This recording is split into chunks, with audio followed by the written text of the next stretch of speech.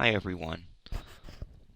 Let's take a look at problem or exercise 2-6, which is a profitability ratio problem that asks us to come up with a computation and an interpretation. And we're dealing with the Callaway Golf Company for 2004 and 2003. Okay, the problem appears up here. You can see it. We're giving data about sales, income, total assets, and also some share information. We're given shares outstanding at year end, and we're also told there was no preferred dividends, and we're also given a beginning balance for shares outstanding. So in part A, we're asked to determine what was the company's earnings per share for each year. Okay, now I've put the formula taken, I believe, from our text down below. Earnings per share is net income less preferred stock dividends, and then we need to divide it by the average common shares outstanding. So why don't we tackle 2004 first. Net income is given as a net loss, so we'll just simply enter that as a negative. Okay, we can do them both at the same time actually. 10,000 in 2003, net income was 45,523.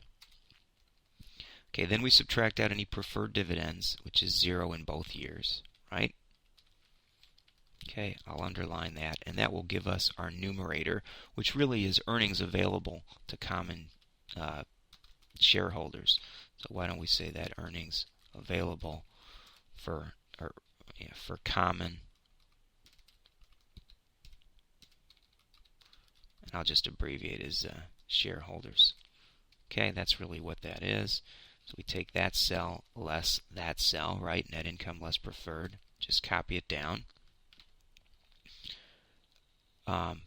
Then we need to determine the average common shares outstanding. Okay, for 2004 we need to take the end of 2003 and the beginning of 2004 and divide them by 2. So I'll enter those amounts. We'll take the 2003 amount, which is 66,862,850 was the shares outstanding, plus 69,111,349. Average common shares outstanding at the beginning, divided by 2. And we get 67,987,100.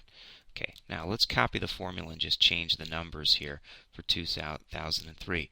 We still need that 66,862,850, but now the beginning number is given right here as 65,676,326, right?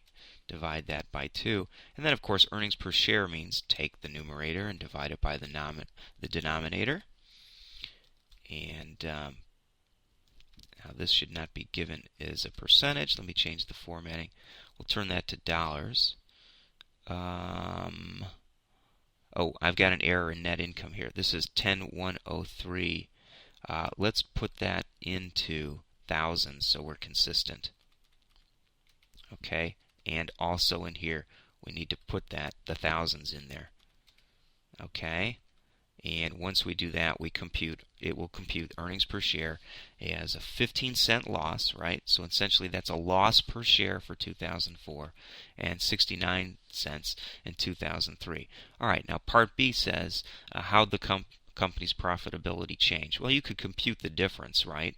You could certainly do that and say the profitability changed by going from from a 69 cents less a 69 cents. So we had a swing of 84-cent loss, and that represents, I believe, about 120%.